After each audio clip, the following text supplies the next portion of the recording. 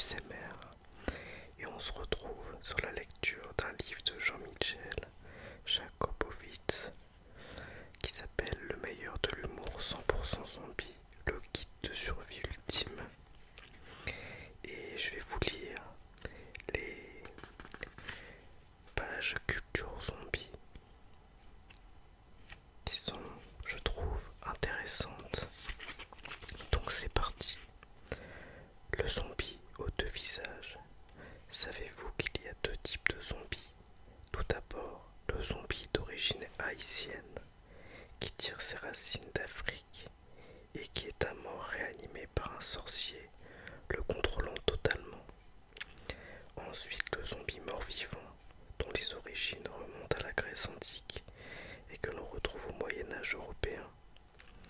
Remis sur le devant de la scène il y a à peine une cinquantaine d'années avec le film La Nuit des Morts-Vivants.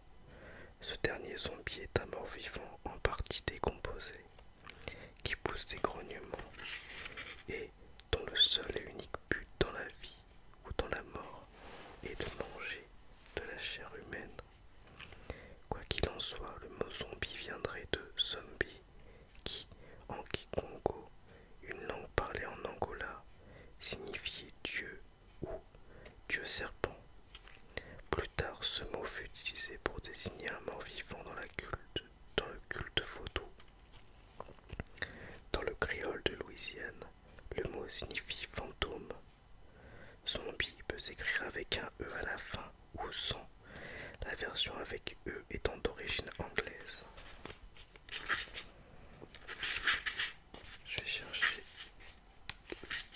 les pages culture zombie suivantes.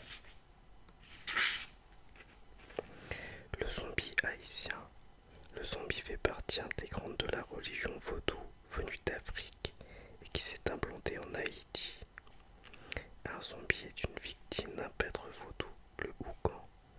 Ce dernier administre au futur zombie une drogue à base de tétrodotoxine, un poison puissant que l'on retrouve dans le poisson ballon. La victime est alors prise d'une profonde léthargie proche de la mort. Elle est ensuite enterrée pendant un peu plus de 24 heures. Après l'avoir déterrée, le Oukan lui administre un antidote à base d'atropine pour relancer le rythme cardiaque de la victime qui se réveille mais qui a perdu toute volonté et obéit aveuglément aux sorciers. Ces pratiques en Haïti et au Bénin sont interdites par la loi. Malgré tout, en Haïti, la famille d'un défunt, pour éviter que leurs proches soient transformés en zombies, peuvent procéder à sa décapitation, l'enterrer avec un couteau pour qu'il puisse se défendre ou cimenter la tombe.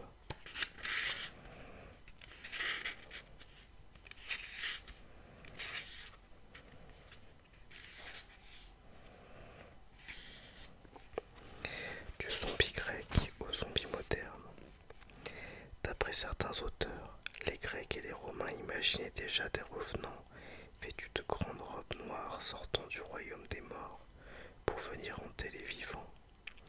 Lors des grandes épidémies de peste en Europe, ces morts-vivants vont faire un retour remarqué. Dès le XIIIe siècle, ils sont évoqués dans des écrits, en particulier le dit des trois morts et des trois vifs, un récit de la rencontre des trois vivants avec trois cadavres. Les morts s'adressent aux vivants en leur demandant de se repentir. Tel je fus comme tu es, et tel que je suis tu seras. Richesse, honneur et pouvoir sont dépourvus de valeur au moment de votre trépas. C'est un sujet que l'on retrouve dans de nombreux poèmes de l'époque, aussi bien en France qu'en Allemagne, en Italie ou en Angleterre. Comme le multimédia de l'époque se limitait à la peinture et à la gravure, ces morts-vivants apparaissent tant chez Albrecht Dürer que chez Hans Baldung Green.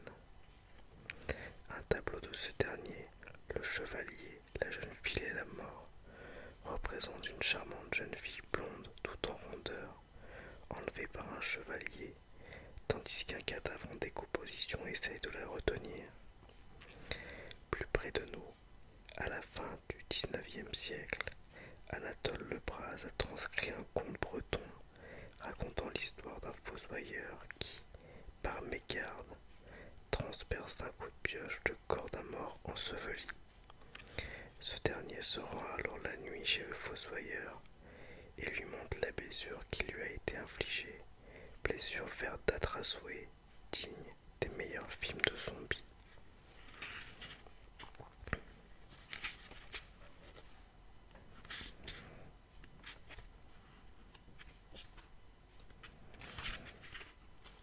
Zombie le retour. C'est un peu par hasard si les zombies ont fait un nouveau comeback en 1968. Tout d'abord, il faut le souligner, ce retour n'a rien à voir avec les événements du mois de mai 1968. Ceux qui étaient sur les barricades n'étaient pas des zombies, je peux en témoigner. Tout commence en 1961. Un jeune homme de Pittsburgh, aux États-Unis, George A. Romero, lance une maison de production avec une dizaine d'amis. Ils vivent difficilement de leur art en faisant des courts-métrages. 7 ans plus tard, ils décident de faire un long-métrage. Comme personne ne veut miser un sou sur leur réussite, ils mettent chacun $600 dans un pot commun et avec ces $6 000, ils entament la production d'un film. Ils aimeraient bien faire un beau film dramatique, mais voilà, d'un point de vue commercial, les risques sont trop grands. En désespoir de cause, ils décident de produire un film d'horreur à petit budget.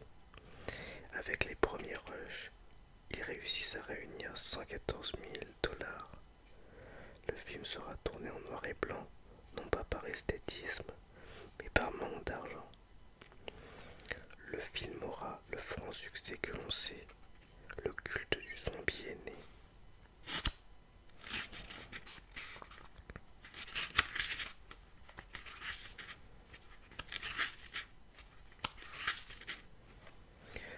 Le premier film de zombie.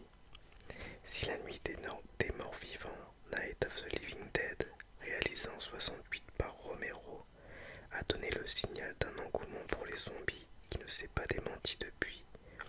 Le premier film sur les zombies remonte à 1932. Réalisé par Victor Alperin, White Zombie est un film en noir et blanc. Il s'agit d'une sombre histoire d'amour qui se passe en Haïti. Un jeune couple américain est invité par un vil supporneur qui est amoureux de la jeune mariée. Il va essayer, avec l'aide d'un maître vaudou, de la zombéifier quelques jours, le temps de se débarrasser de son mari, qui, la croyant morte, repartira pour les États-Unis. Mais l'amour est plus fort et la jeune femme est sauvée. En 1936, Victor Alperin fera un autre film sur les zombies, intitulé Revolt of the Zombies.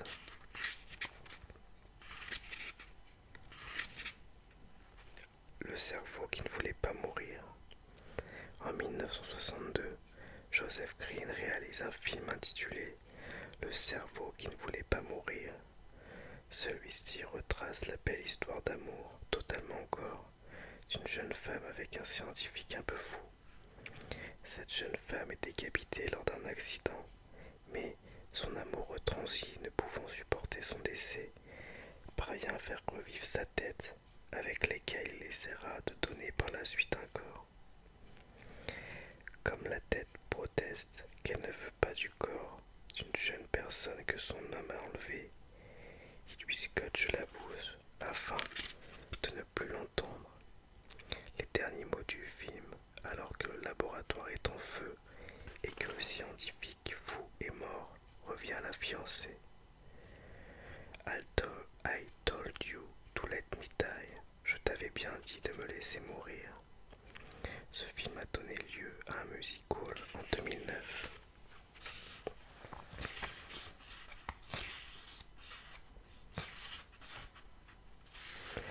Les hordes de zombies commencent à déferler. Les premières hordes de zombies à déferler sur les écrans viennent d'Italie, avec l'Ultimo Uomo della Terra en 1964, le dernier homme sur Terre. Ce film a été tourné par Ubaldo Ragona et Sidney Salkow à Rome. L'histoire se déroule en 1968. Un homme, seul, rescapé d'un virus inconnu, passe son temps à chasser des morts-vivants qui veulent le tuer. Par chance, ces morts-vivants sont bêtes et faibles, ce qui permet aux héros d'en tuer une grande quantité et de brûler leur corps pour les empêcher de nuire. Lors d'une de ces chasses, il rencontre une belle jeune femme qui malheureusement est aussi une mort-vivante, mais qui essaie de guérir grâce à un vaccin plus ou moins efficace. Tout finit très mal avec la mort du héros, qui s'écrie en s'écroulant dans une église. Vous êtes tous des monstres, je suis un homme, le dernier des hommes. Cette même année paraît War of Zombie de Giuseppe Vari, film qui lui aussi se passe à Rome et qui est l'un des premiers films de zombies en couleur.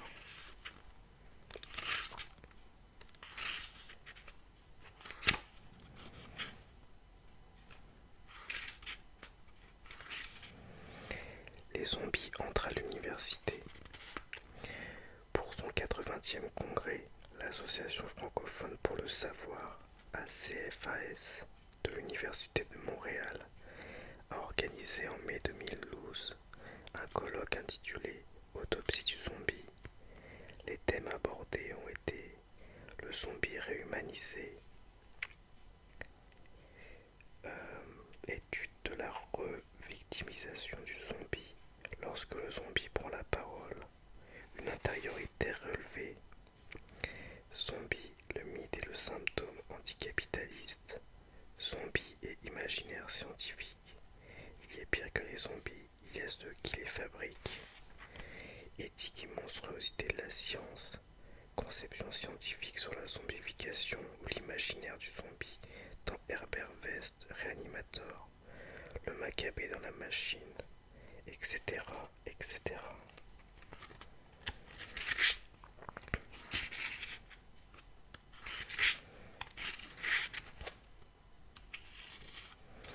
Les morts qui marchent, les Torajas qui vivent dans le sud des célèbres en Indonésie, ont un culte des morts particulièrement développé. Pour eux, les morts doivent être enterrés en grande pompe et certaines familles très riches peuvent sacrifier jusqu'à une centaine de buffles pour honorer leurs morts. Comme toutes les familles n'ont pas toujours l'argent nécessaire pour enterrer leurs morts immédiatement, les défunts sont mis dans des cercueils provisoires. L'enterrement peut avoir lieu plusieurs mois, voire plusieurs années après le décès. Tant que la cérémonie n'a pas eu lieu, le mort est considéré comme malade. Les tombes sont creusées dans la roche à flanc de montagne. Chaque caveau contient les défunts d'une même famille. Il est fermé avec un système de verrouillage secret. Les défunts sont richement parés, ce qui bien sûr attire les pilleurs de sépultures, qui s'ils se font prendre sont sévèrement punis. Au moment où le mort peut enfin être enterré dans son caveau, il est sorti du cercueil provisoire et va, selon la tradition, tout seul jusqu'au caveau. En fait, comme les morts ont parfois du mal à se déplacer tout seuls, des personnes les aident à marcher pour regagner leur domicile final.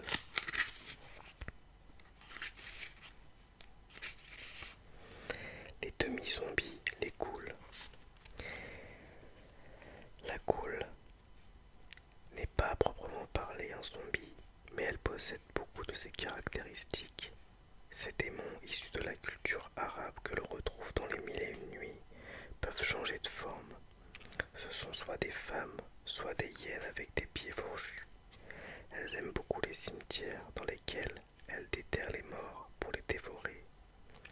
Elles se cachent aussi dans le désert où, comme les sirènes, elles envoûtent les voyageurs avant de les manger. On les trouve maintenant aussi dans la culture occidentale, aussi bien dans des films comme Ghouls de Gary Jones de 2008, dans la littérature, dans Harry Potter ou dans des jeux vidéo, comme Warcraft par exemple.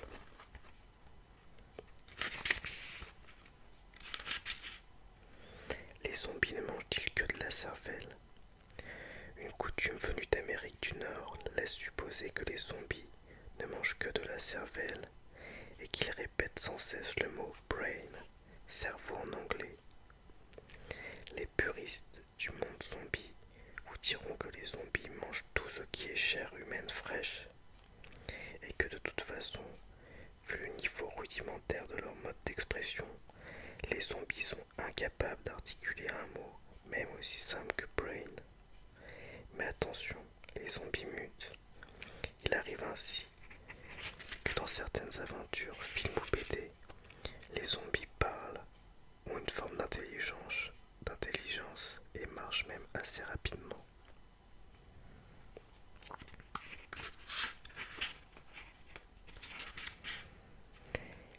Les zombies envahissent les écrans. D'après certains auteurs, il existerait plus de 650 films de zombies ou comportant des morts vivants, dont plus de la moitié ont été produits depuis 2001. La première vague zombie a été celle des zombies haïtiens, puis est venue à partir de 68 celle des hordes de zombies, type la nuit des morts vivants, et après 2001, les invasions zombies sur grand et petit écran se sont succédées à un rythme soutenu.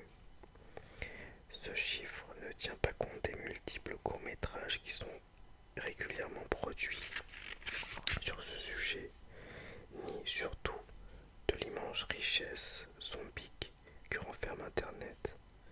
Sur le net, chaque passionné de zombies s'en donne à cœur joie pour donner des conseils en cas d'attaque de zombies. La toile, comme à son accoutumée, permet à l'imagination fertile des internautes de délirer entre copains sur le thème des zombies. Lorsqu'on tape le mot zombie dans Google, plus de 331 millions de résultats apparaissent, un peu plus d'1 million avec le mot mort-vivant et 79,5 millions avec undead. De plus, la toile est peuplée de 485 millions d'images de zombies, qui a dit que l'invasion zombie n'était pas pour demain.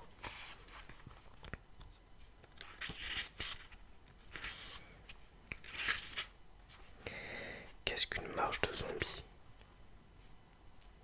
C'est avant tout une manifestation de rue où les participants sont déguisés en zombies et marchent en se dandinant et en poussant des grognements.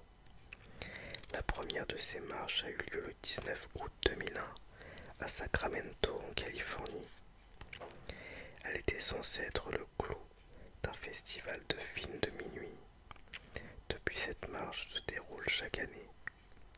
La première fois qu'une telle marche a été organisée en tant que telle, et non pas pour promouvoir un autre événement, remonte à 2003 au Canada.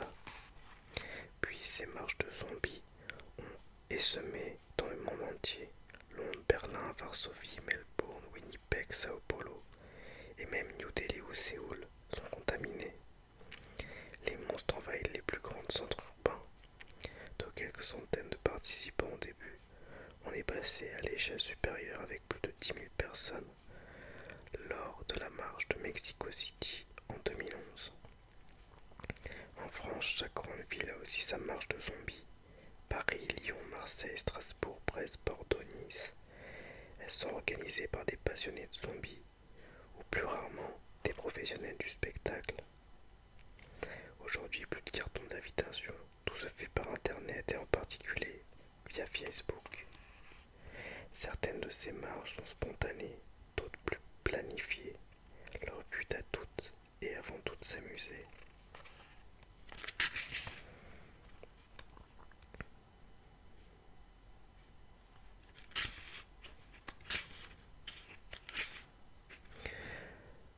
La zombie chase ou chasse aux zombies. Une nouvelle forme de jeu de piste urbain est née. La zombie chase ou chasse aux zombies en français, organisée la plupart du temps par les municipalités ou des passionnés de zombies. Ces chasses aux zombies, souvent payantes, consistent à survivre à une attaque zombie avec obligation pour le joueur d'atteindre certains endroits dans la ville sans être mordu par un zombie. Suivant les villes et les occasions, le public joue soit le rôle des zombies, soit celui des survivants. À Manchester en Angleterre par exemple, vous entrez dans le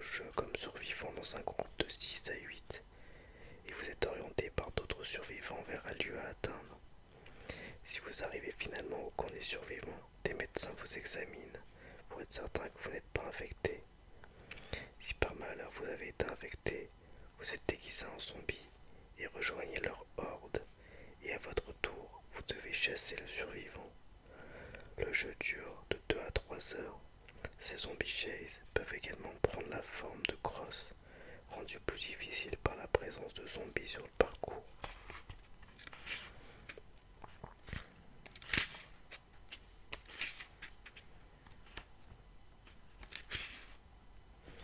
Les zombies chinois. Américains et Européens n'ont pas le monopole des zombies. Ceux-ci existent aussi en Asie, en particulier en Chine, sous le nom de Jiangshi ou cadavre raide. Ils se déplacent par bonds et adorent dévorer des vivants et se nourrir de leur souffle de vie. Actuellement, ces Jiangshi ont un peu évolué, et dégustent aussi du sang à la manière des vampires. Les Yangshi sont nés dans la littérature au temps de la dynastie Manchu, au XVIIe siècle. Ils sont devenus les stars des films Made in Hong Kong dans les années 80. Pour se protéger des Yangshi, rien de plus simple.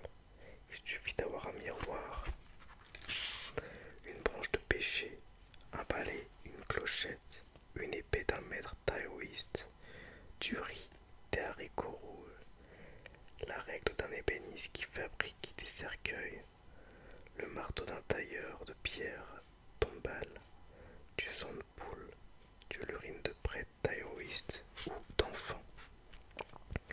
Des noyaux de dattes sont aussi recommandés.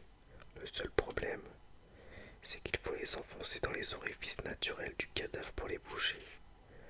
Comme le Yangshi est souvent aveugle, mais sans la respiration des vivants, il suffit quand on est près de lui d'arrêter de respirer.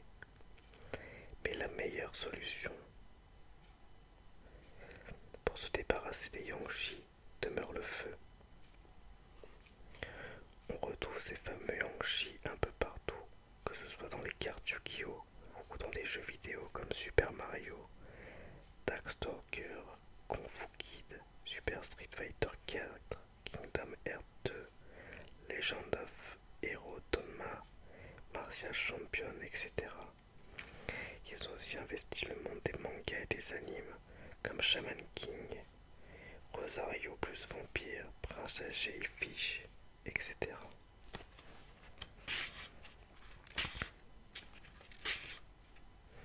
Le zombie de Miami. Le 26 mai 2012, les policiers de Miami ont abattu un homme nu en train de dévorer, en pleine rue, le visage d'un sans-abri. Il s'agissait d'un homme de 31 ans, au nom de Rudy Eugène, que les journaux du monde entier ont surnommé le Miami Zombie. Cet homme sans antécédent judiciaire que sa fiancée et sa mère décrivent comme attentionné, calme et religieux, aurait été sous l'emprise de la drogue. En attendant, la victime est à l'hôpital avec la moitié du visage arraché. Ouais. Ce livre, il a été écrit, donc je pense, en 2012.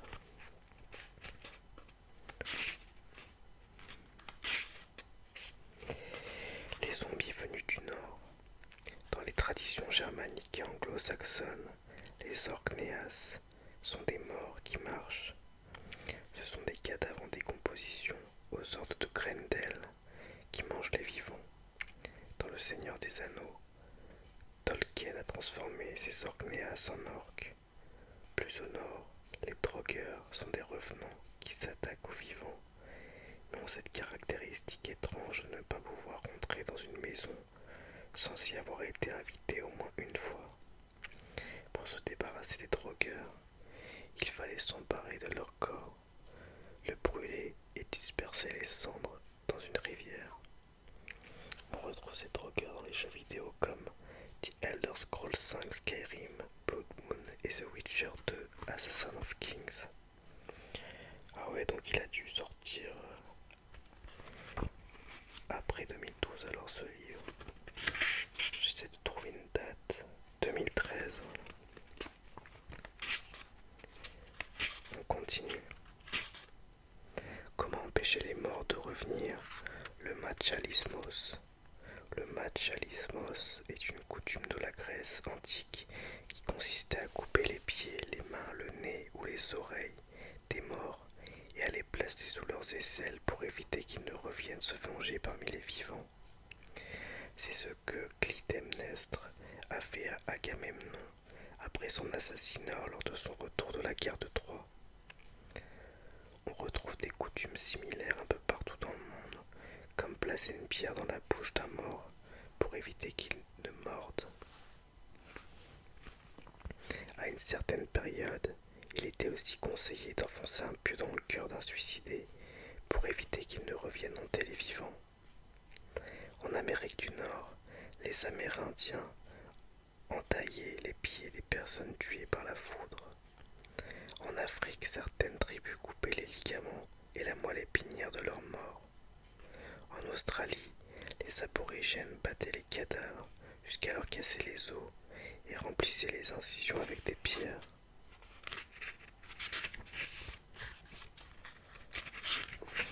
On se rapproche de la fin du livre. Donc il y a d'autres choses dans le livre, il y a des citations, des blagues, des conseils pratiques. Je lirai peut-être d'autres choses, mais là je voulais vraiment rester sur un aspect un petit peu encyclopédique. Les caractéristiques du zombie moderne, que ce soit dans les bandes dessinées, les livres ou les films, le zombie du XXIe siècle possède des caractéristiques récurrentes. Tout d'abord, le zombie n'a qu'un but dans la vie, se nourrir de chair humaine et boire du sang. Techniquement, le zombie est mort, c'est-à-dire que son cœur a cessé de battre. Puisque son cerveau a été en grande partie détruit, il est plutôt bête. Ses yeux, quand ils sont encore dans leurs orbites, sont globuleux, rouges ou blancs. Son corps dans son ensemble est en pleine décomposition, ce qui rend ses os et ses muscles très fragiles. Il a la peau blafarde, en voie de putréfaction. Quand il est blessé ou tué, le zombie laisse échapper non pas du sang mais un liquide souvent verdâtre. Il dégage une odeur atroce. Il a très souvent des blessures ouvertes sur le corps et boite d'une chambre. Sa démarche est incertaine et lente. Il ne parle pas, mais émet des grognements, ou le mot brain revient souvent sous plusieurs formes. Le zombie ne ressent aucune émotion, donc il n'a absolument aucune pitié pour ses victimes. Une des façons de se débarrasser d'eux est de détruire le peu de cerveau qu'il leur reste. En revanche, toute autre forme de blessure n'a que peu d'effet sur eux. Leur morsure est contagieuse, mais ils ne s'attaquent pas entre eux. Toutefois, ces caractéristiques évoluent. Par exemple, dans certains films ou BD, les zombies parlent ou se déplacent avec rapidité. Il est fort probable qu'avec le temps, les zombies deviennent de plus en plus sophistiqués. Mais heureusement pour la race humaine, tel n'est pas le cas pour l'instant.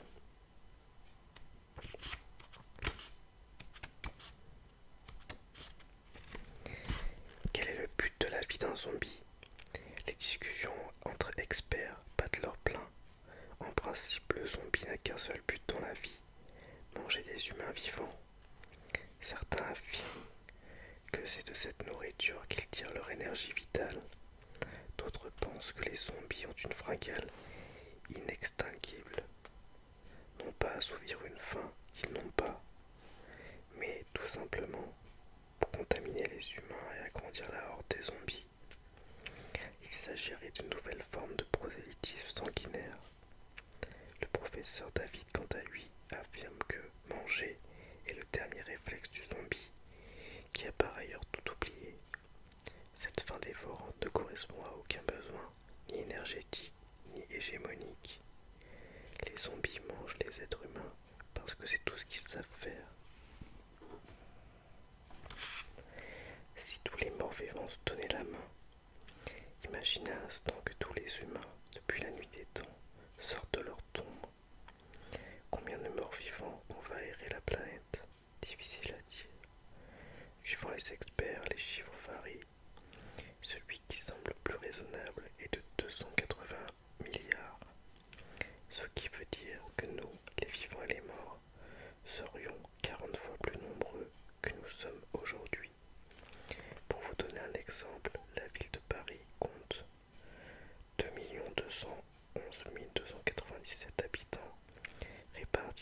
km², soit une densité de 20 980 habitants au km². Si tous les habitants de Paris devaient sortir de leur tombe, Paris compterait plus de 80 millions d'habitants, soit presque un habitant au mètre carré. Imaginez un peu le métro à 6 heures du soir et votre appartement de 40 m² avec 40 personnes dedans. Bonne chance.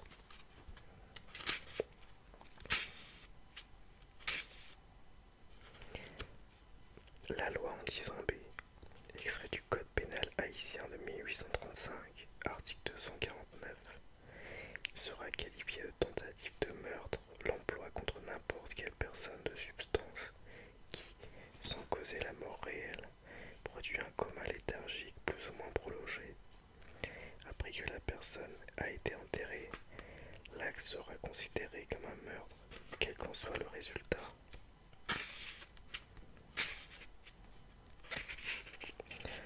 Le papa des zombies modernes, George Andrew Romero, est né à New York dans le Bronx d'un père cubain, d'origine espagnole et d'une mère lituanienne.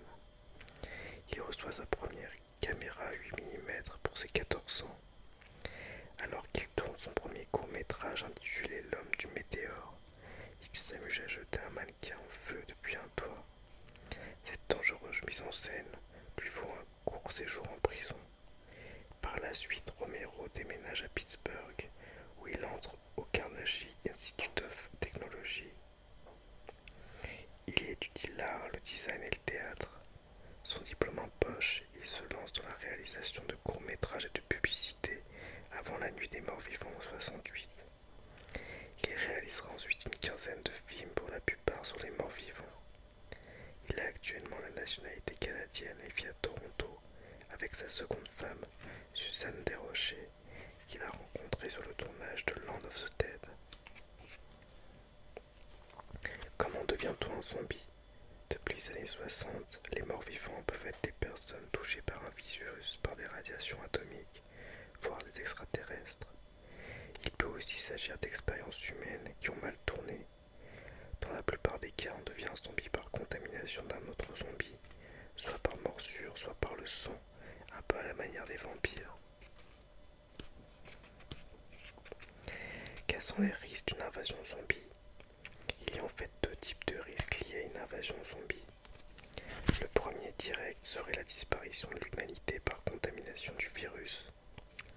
Même s'il essaie de se débarrasser des zombies, il ne faut pas oublier qu'ils se multiplient sans cesse et qu'il est assez difficile d'arrêter la génération quasi spontanée des zombies.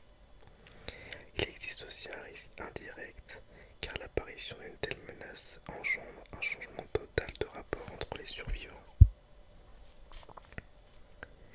Tout d'abord, le système social se délite, les transports de nourriture se font rares, il n'y a plus de système bancaire, le vol et le pillage deviennent monnaie courante pour se procurer à manger. Bien sûr, plus personne ne travaille et il n'y a plus d'électricité, de chauffage, d'essence. La police n'existe plus, les lois non plus. Toutes les activités des vivants n'ont plus qu'un but: survivre. Donc l'individualisme domine, ainsi que l'égoïsme. La confiance est un mot qui n'existe même plus, car chacun des survivants se cache un futur zombie, et la survie de chacun ne dépend que de sa force et de sa ruse. C'est en quelque sorte la fin de la civilisation. Le mot d'ordre est chacun pour soi, même si certains beaux parleurs prétendent que la survie passe par le groupe. Bienvenue à Zombieland, film de 2009. Règle numéro 3. Méfiez-vous des toilettes. Le lieu où un être humain est le plus vulnérable. Pensez toujours à vérifier, voire à vous barricader quand vous passez sur le trône. Ceci est aussi valable pour tous les endroits où il n'y a qu'une sortie. Règle numéro 4. Attachez votre ceinture. Règle importante en cas de fuite en voiture. Il serait dommage de mourir d'un accident. Règle numéro 19. Infiltrez l'ennemi. Un peu de maquillage et de parfum à la viande pourrie, et les zombies vous laisseront tranquille. Ma mère m'a toujours dit qu'un jour, je ferais quelque chose de ma vie. Elle s'imaginait pas que ce serait du zigouillage de zombies. Zombie Copyright, le film culte La Nuit des Morts Vivants réalisé en 68 par Romero, a été l'un des plus malheureux succès commerciaux de l'histoire du cinéma. Au départ, Romero et ses amis lui avaient donné comme titre Night of the Flesh Eaters, la nuit des mangeurs de chair, et lui avaient opposé un copyright. Mais les distributeurs refusèrent ce titre, un autre film intitulé Flesh Eater étant sorti en 64. Il fut donc décidé de changer le nom du film, mais on oublia le logo de copyright, qui resta sur l'ancien titre. Résultat, le film est immédiatement tombé dans le domaine public et fut donc exploitable son droit par tout à chacun sur les 20 millions de dollars qu'il a rapporté, soit près de 200 fois la mise de départ. Les auteurs n'ont reçu que 600 000 dollars. Toutefois, le fait qu'il soit gratuit a permis à un maximum de personnes de le voir et a contribué à son succès. Max Brooks, l'expert des zombies. Maximilian Michael Brooks, dit Max Brooks, est né à New York en 72. Son père, Mel Brooks, est un producteur de cinéma à qui l'on doit de nombreux films, comme Frankenstein Jr. et Dracula, Mort et heureux de l'être. Sa mère, Anne Bancroft, est actrice. Après des études d'histoire au Pitzer College, il entre dans une équipe de Saturday Night Live, un show télévisé sur NBC. En 2003, il écrit The Zombie Survival Guide, Complete Protection from the Living Dead, guide de survie en territoire zombie. Et en 2006, World War Z, An Oral History of the Zombie War. World War Z, une histoire orale de la guerre des zombies. Devenu spécialiste international des zombies, il participe à de nombreuses émissions sur ce sujet. Guide de zombie en territoire zombie. Le guide de survie en territoire zombie de Max Brooks permet de se préparer à une attaque de zombies. Le premier chapitre est consacré aux mythes et réalités du phénomène zombie. Les chapitres suivants délivrent tous les conseils, les armes et les techniques de combat, les endroits où survivre et comment se déplacer en cas d'invasion de zombies, la chasse et le nettoyage des zombies et comment vivre dans un environnement plein de zombies. En annexe, on trouve la liste des épidémies recensées. Ce texte, au sérieux décalé, est un guide très complet pour parer à toute éventualité. Le problème est de savoir si ces éventualités sont éventuelles ou non. World War Z, une histoire orale de la guerre des zombies. WWZ est le recueil in extenso d'interviews effectuées tout autour du monde par une équipe des Nations Unies après la fameuse guerre contre les zombies. Comme l'ONU s'est refusé à les publier, Max Brooks, l'un des membres de cette équipe, a décidé de le faire. Ce livre permet aux lecteurs de découvrir, au travers des témoignages des survivants, l'évolution de cette guerre depuis sa naissance au fin fond de la Chine jusqu'au dernier combat. Les témoignages très réalistes nous font vivre dans toute son horreur cette guerre qui a coûté la vie à de nombreux hommes, femmes et enfants. Âmes sensibles s'abstenir. Comment devenir un beau zombie? Pour faire de vous un bon zombie, rien de plus facile. Achetez du latex liquide, des mouchoirs en papier, du papier toilette, des fards de couleur, du faux sang en tube, des pinceaux et des éponges à maquillage. Attention, pour les peaux sensibles, vérifiez que les produits que vous employez ne vont pas vous donner des allergies, sinon vous risquez d'être zombifié pendant pas mal de temps. Les méthodes pour devenir un zombie bien gore varient suivant les films et les personnes. Le plus simple consiste à appliquer un fond de teint blanc, ou si vous voulez avoir l'air un peu plus glauque, vous pouvez utiliser un bleu pâle ou verdâtre. Appliquez ce fond de teint sur votre visage et sur toutes les parties de votre corps qui seront à découvert. Inutile d'en mettre sur votre ventre si vous n'avez pas l'intention de vous déshabiller. Pour bien l'étaler, utilisez une petite éponge. N'oubliez pas les mains, surtout si vous avez en tête de dépecer vos victimes. Ensuite, choisissez un fond de teint plus foncé pour faire les ombres. Un brun foncé ou un vert foncé sera de plus bel effet. Prenez soient assez gros et mettez en valeur vos clavicules, le côté de votre cou et vos pommettes. Passez alors aux marques. Afin que les blessures aient l'air vraiment sales, nous recommandons un noir ou du brun foncé avec une touche de sang pour faire plus sanguinolent. La quatrième étape consiste à simuler des blessures à l'aide du latex liquide. Pour de petites blessures, utilisez directement le latex. Pour obtenir de plus grandes blessures, ajoutez-y du papier toilette. Mettez en place puis laissez sécher. Déchirez le centre de la marque en latex avec un ongle pointu pour donner une impression de profondeur à votre blessure. Peignez la partie déchirée en rouge de façon à montrer que la blessure est à vif. Mettez du noir tout autour pour donner une ombre. Ajoutez du fard rouge si possible en laissant des coulées de sang. Vous pouvez ajouter un peu de noir afin que l'ensemble ait l'air encore plus sale. Pour les yeux, du noir ou du vert pour un rendu un peu plus gore. Il existe aussi des fards spéciaux pour colorer les dents et leur donner ce bel aspect pourri qui fait le charme des zombies. Il est aussi recommandé de se servir de laque pour graisser et salir vos cheveux, que vous pouvez griser ou blanchir à l'aide d'un spray pour vous vieillir. Un petit plus si vous voulez avoir une peau bien gore, il est possible d'appliquer un mélange de latex liquide de flocons d'avoine sur votre peau de bébé pour un air putréfié du plus bel effet. Enfin, pour une plus grande vraisemblance, vous pourrez étaler un peu partout du faux sang.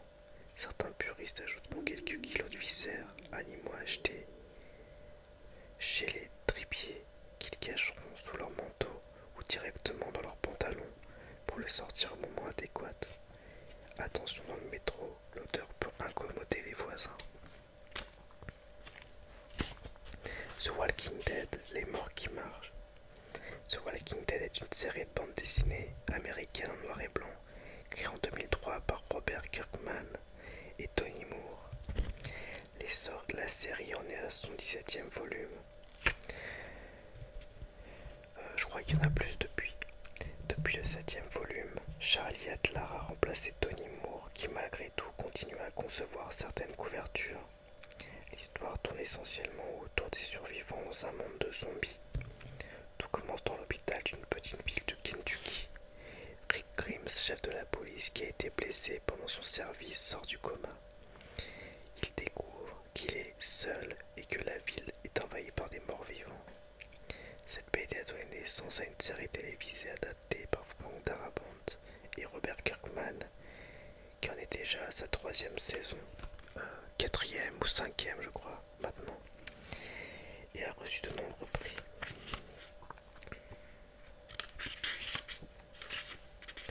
Voilà donc pour la lecture des cultures zombies du livre Le meilleur de l'humour 100% zombie par Jean-Michel Jakobowicz aux éditions du Tut. Donc j'espère que ça vous aura plu et je vous dis à bientôt pour une prochaine vidéo ASMR.